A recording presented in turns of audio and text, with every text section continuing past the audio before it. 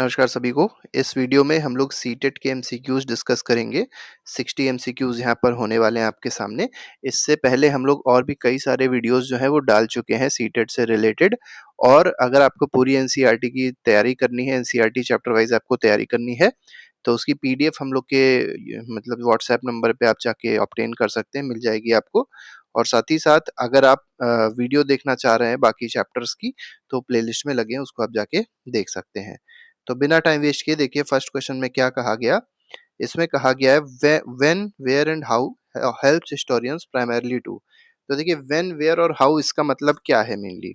तो हिस्ट्री में अगर आप देखेंगे यही तीन क्वेश्चन हर जगह होते हैं कि कब हुआ, मतलब वेयर मतलब कहाँ हुआ, और हाउ मतलब कैसे हुआ। तो ये जो है मेनली किस चीज में हेल्प करता है, तो अंडरस्टैंड क्रोनोलॉजी और सोर्सेज, मतलब क्रोनोलॉजी को समझने में, मतलब टाइम लाइन पूरी समझने में, और सोर्सेस को समझने में ये हेल्प करता है। आगे बढ़ते हैं। Archaeological sources are crucial for early history because. तो देखिए अर्ली हिस्ट्री के केस में अगर देखा जाए तो क्रोनोलॉजी जो होती है, मतलब आर्कियोलॉजिकल सोर्सेज जो है बहुत ज्यादा इंपॉर्टेंट है। ऐसा क्यों है? तो पहला दिया गया मैन्युस्क्रिप्ट्स आर बायस्ड होती हैं, ऐसा नहीं है। रिटन रिकॉर्ड्स आर लिमिटेड और एब्सेंट, ये बिल्कुल जरूरी है कि जो रिटन रिकॉर्ड्स हैं वो क्या है, लिमिटेड हैं और एब्सेंट हैं।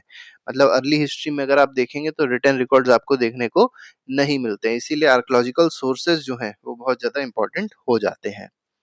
आगे बढ़ते हैं। Earliest human societies dependent mainly on.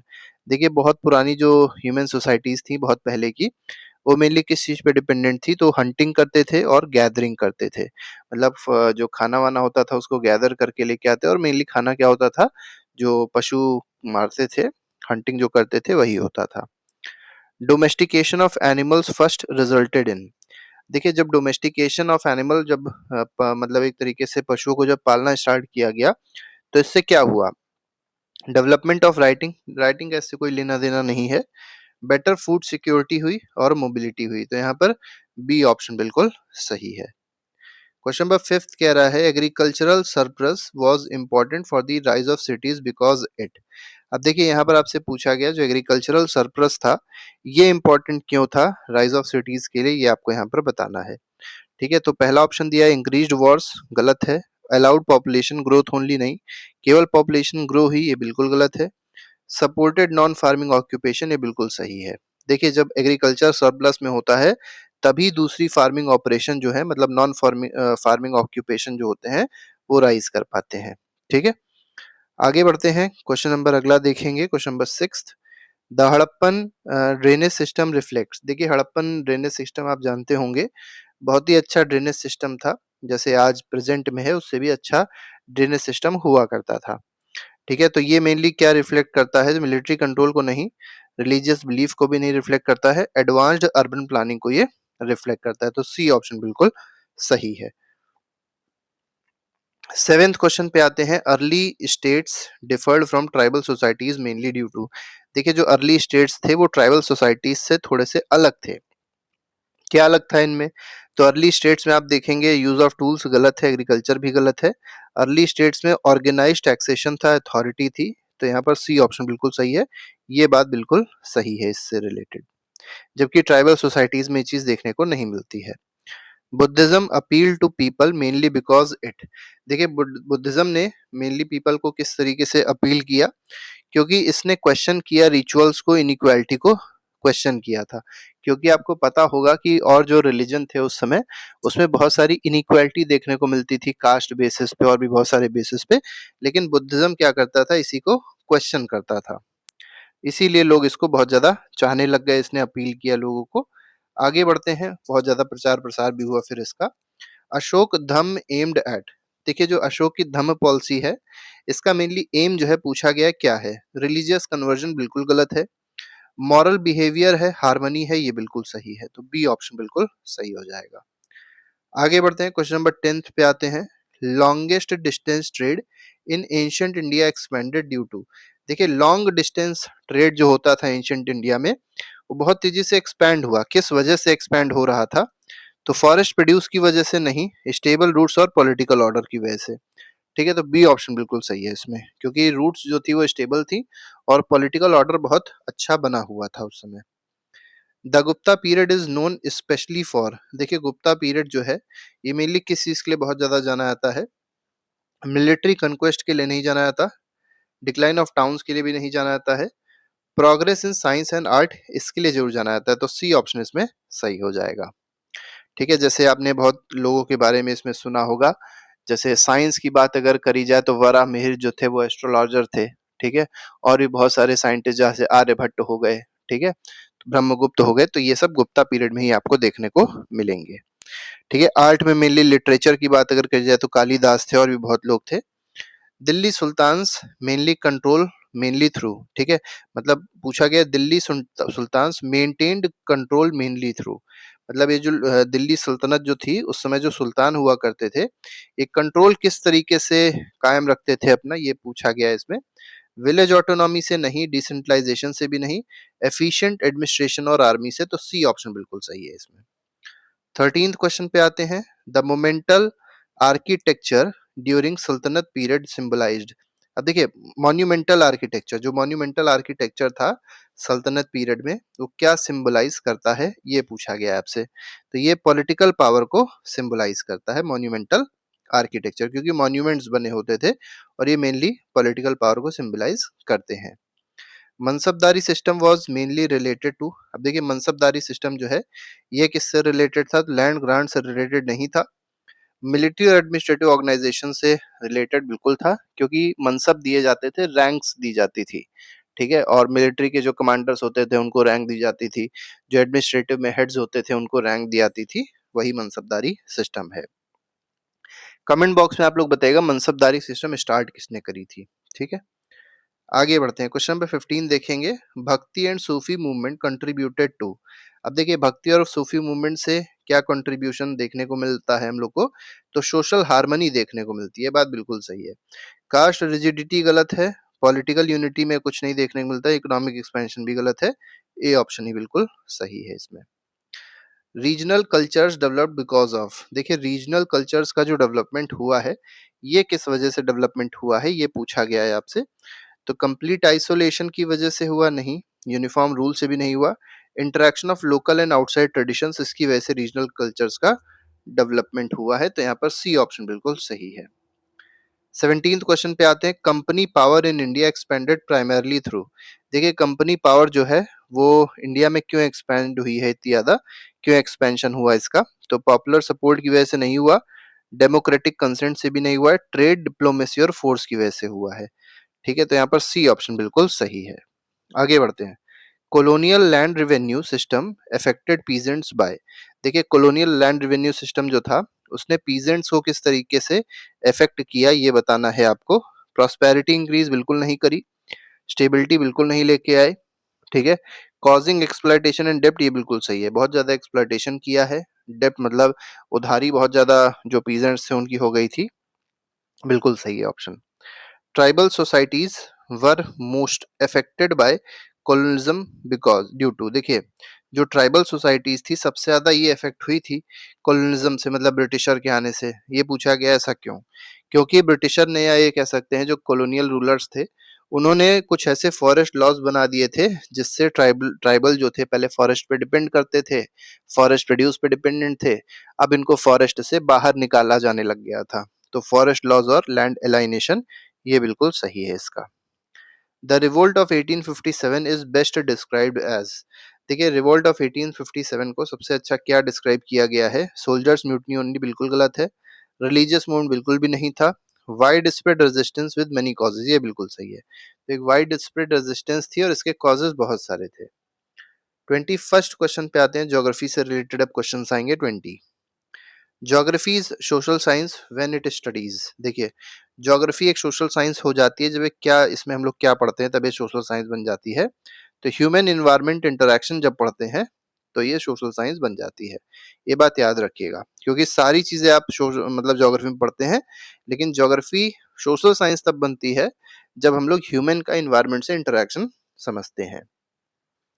Geography differs from history mainly because it emphasises, देखिए ज्योग्राफी जो है वो हिस्ट्री से क्यों अलग है? क्योंकि इसका एम्फेसिस किस पे होता है? स्पेस पे और प्लेस पे होता है, तो सी ऑप्शन बिल्कुल सही है।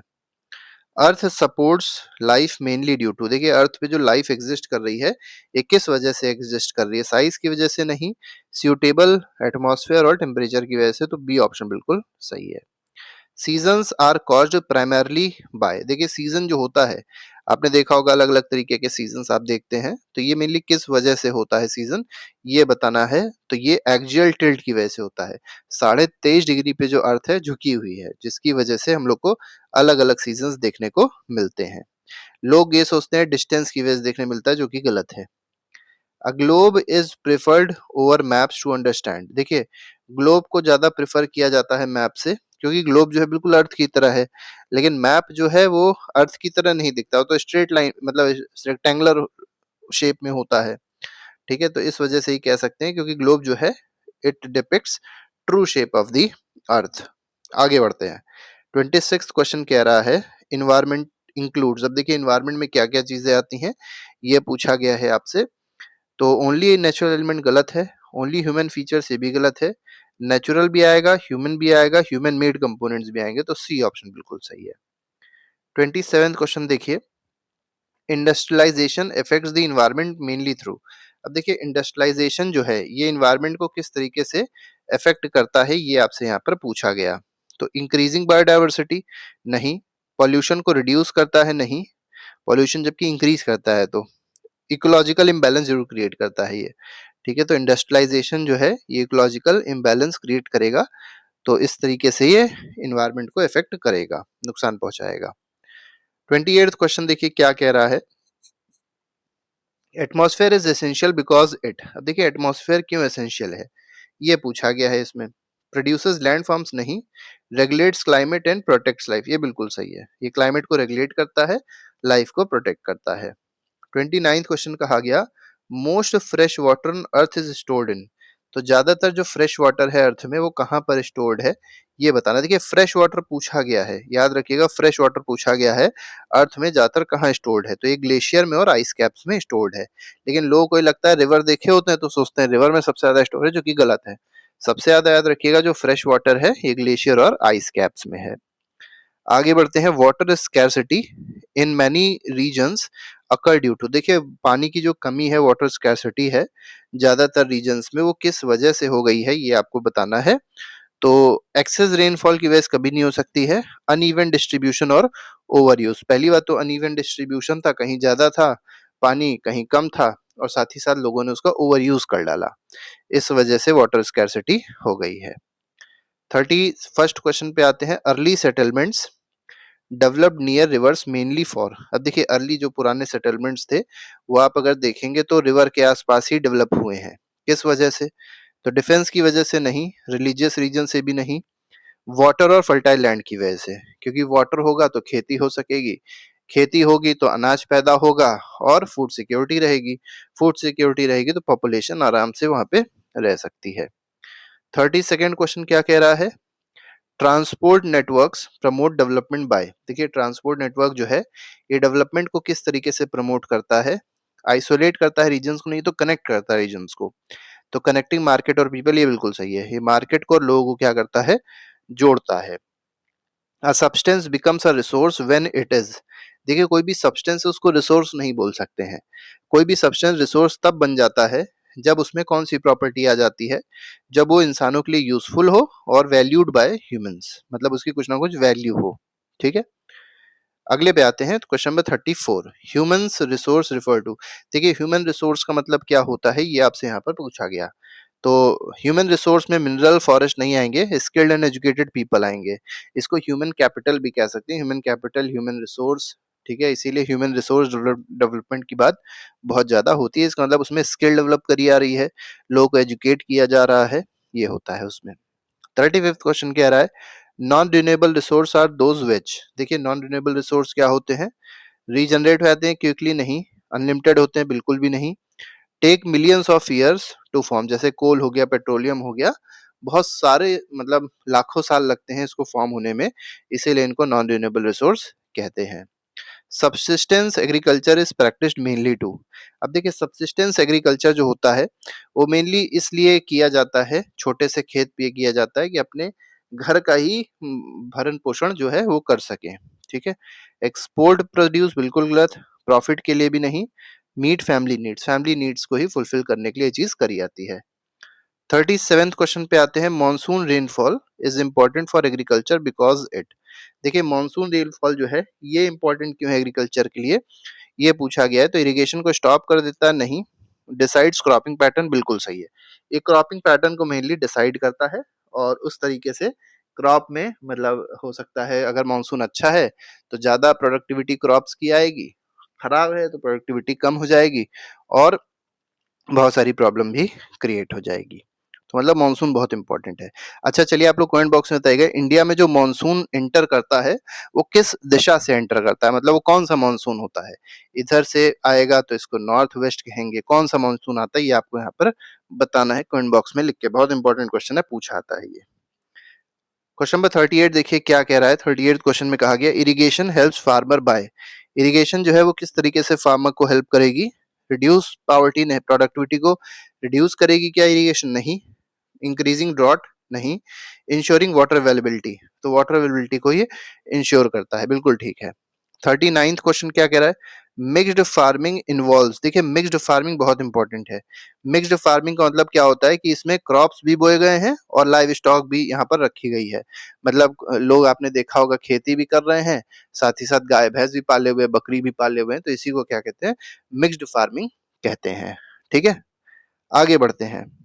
एग्रीकल्चर इज, अब देखिए एग्रीकल्चर जो है कैसी एक्टिविटी है, तो एग्रीकल्चर प्राइमरी एक्टिविटी है। लेकिन मान लीजिए एग्रीकल्चर से आपने बिस्किट बनाया, तो बिस्किट बनाना कैसी एक्टिविटी हो जाएगी, सेकेंडरी एक्टिविटी हो जाएगी। अब आप बिस्किट को ट्रांसपोर्ट कर रहे हैं, ठीक है, तो ट्रांसपोर्ट में जो पर्सन काम कर रहा है, जो सर्विसेज में इन्वॉल्व है, वो क्या हो जाएगी, टर्शरी एक्टिविटी हो जाएगी। और जो रिसर्च एंड डेवलपमेंट में लगा हुआ होता है वो क्वाटरनरी एक्टिविटी होती है। तो सारी एक्टिविटी पता होनी चाहिए। आगे बढ़ते हैं। अब सिविक्स और पेडागोजी से रिलेटेड क्वेश्चन है 20। तो पहला क्वेश्चन कहा गया, 41st क्वेश्चन है, diversity strengthens democracy because it. देखिए डाइवर्सिटी जो है वो कैसे डेमोक्रेसी को स्ट्रेंथन करती है, तो कॉन्फ्लिक्ट क्रिएट करती है, नहीं। वीकेंस यूनिटी, नहीं। Allows participation of many groups, तो बहुत सारे ग्रुप इसमें पार्टिसिपेट कर सकते हैं। डाइवर्सिटी इसीलिए डेमोक्रेसी में मतलब अगर देखा जाए तो डाइवर्सिटी जरूरी बहुत होती है। ठीक है, आगे बढ़ते हैं। Government is essential mainly to, अब देखिए गवर्नमेंट की क्या रिस्पॉन्सिबिलिटी होती है, क्यों जरूरी है गवर्नमेंट, तो ये कंट्रोल सिटीजन, सिटीजन को कंट्रोल करने के लिए, नहीं। लॉ एंड ऑर्डर को मेंटेन करने के लिए। अब अगर सरकार नहीं होगी तो सारा सिस्टम खत्म हो जाएगा, सारा सिस्टम खत्म हो जाएगा तो लॉ एंड ऑर्डर मेंटेन नहीं रहेगा।